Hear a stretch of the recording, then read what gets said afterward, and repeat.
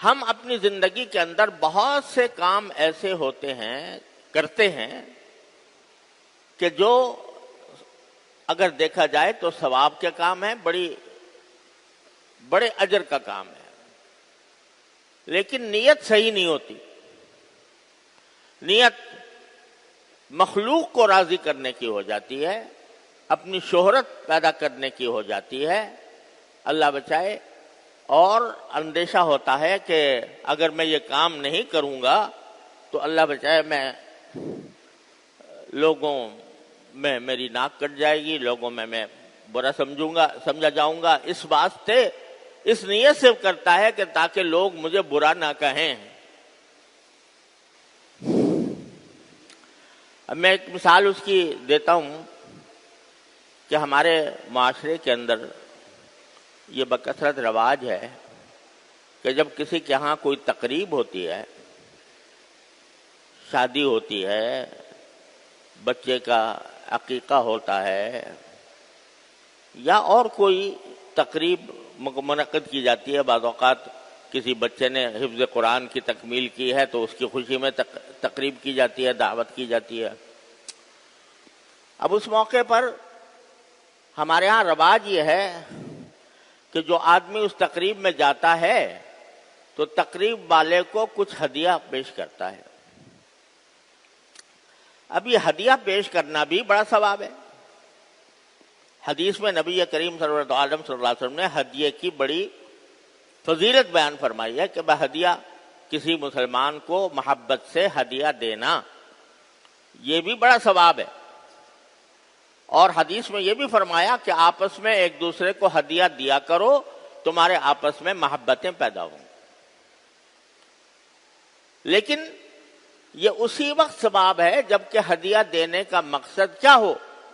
نبی کریم سرور عالم صلی اللہ علیہ وسلم کے حکم کی تعمیل اور اللہ تبارک و تعالیٰ کی رضا جوئی، اس کی خوشنودی. لیکن ہمارے معاشرے میں اس نیکی کے کام کو بری نیت نے خراب کر کے رکھ دیا ہے. اب کیا ہوتا ہے کہ تقریبات ہو رہی ہیں، اس میں ہدیہ اس لیے دے رہا ہوں. پہلی بات تو یہ کہ اگر میں نے کچھ خالی ہاتھ چلا گیا تو میری ناک کٹ جائے گی. معاشرے میں اندر سے دل نہیں چاہ رہا، اندر سے طبیعت میں کوئی خواہش نہیں ہے کہ میں اس موقع پر کسی کو ہدیہ پیش کروں، لیکن سوچتا ہے کہ اگر نہیں دوں گا تو لوگ کیا کہیں گے، ناک کٹ جائے گی. تو اب یہ ہدیہ کا جو مقصد ہو گیا وہ اپنی ناک بچانا ہو گیا کہ میری عزت اور میری شہرت اور میری ناموری وہ خطرے میں پڑ جائے گی. اب ہدیہ دینا یہ اللہ کے لیے نہیں ہے، یہ نبی کریم سرور عالم صلی اللہ علیہ وسلم کی سنت کے مطابق نہیں ہے. لہذا یہ عمل غارت گیا، پیسے بھی خرچ ہوئے، اپنے پیسے بھی خرچ کیے، اور خرچ کر کے حاصل کچھ بھی نہ ہوا، ثواب کچھ بھی نہ ملا.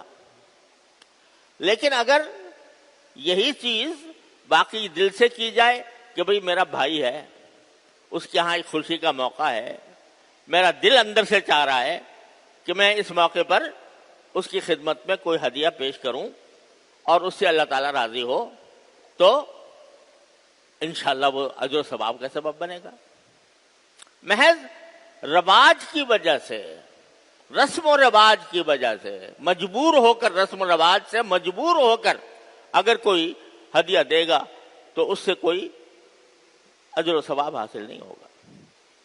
پیسے بھی گئے اور ثواب بھی گیا، خسرت دنیا والآخرہ. اب یہ ہمارے ہاں الٹا مسئلہ یہ پڑا، اس سے بھی آگے خطرناک بات یہ چلی ہوئی ہے کہ فلاں نے میرے شادی کے موقع پر اتنے پیسے دیے تھے لہذا مجھے اتنے ہی دینے ہیں. یا بعض اوقات ہدیہ اس نیت سے دیا جاتا ہے کہ جب میرے ہاں کوئی موقع آئے گا خوشی کا تو یہ میرے لیے ہدیہ لے کے آئے گا. یہ چیز جو ہے خود قرآن کریم نے، ایسی بری چیز ہے جس کو قرآن کریم نے بذات خود منع کیا ہے، اور بالکل ابتدائی مکی صورت میں. یعنی قرآن کریم بسا اوقات جو کھلی کھلی حرام چیزیں ہوتی ہیں ان کو تو بیان کر دیتا ہے، اور جو دوسرے درجے کی چیزیں ہوتی ہیں گناہ لیکن دوسرے درجے کے ہیں، وہ رسول کریم صلی اللہ علیہ وسلم بیان فرما دیتے ہیں، احادیث سے پتہ چل جاتی ہے، قرآن اس کا براہ راست ذکر نہیں کرتا۔ لیکن یہ برائی کہ میں اس لیے پیسے دے رہا ہوں تاکہ جب میرا موقع آئے تو یہ بھی مجھے دے اور کچھ بڑھ کر دے، باقاعدہ فہرستیں تیار ہوتی ہیں کہ فلاں نے اتنے دیے، فلاں نے اتنے دیے، فلاں نے، پوری فہرست تیار ہو گئی، اور وہ کیا بن گیا؟ ایک طرح سے ایک ذمہ داری بن گئی، دوسرے جس کو دیا گیا ہے اس کی ذمہ داری بن گئی کہ جب دوسرے کا موقع آئے گا تو یہ دے گا اور بڑھ کر دے گا۔ قرآن کریم نے سورہ مدثر میں فرمایا وَلَا تَمْنُن تَسْتَكْثِرْ، کسی پر احسان اس وجہ سے نہ کرو کہ اس سے بڑا احسان دوسرا کرے گا تمہارے ساتھ۔ کوئی بھی احسان اس نیت سے کرنا کہ کل کو یہ میرے ساتھ اس سے بڑا احسان کرے گا، یہ گناہ ہے۔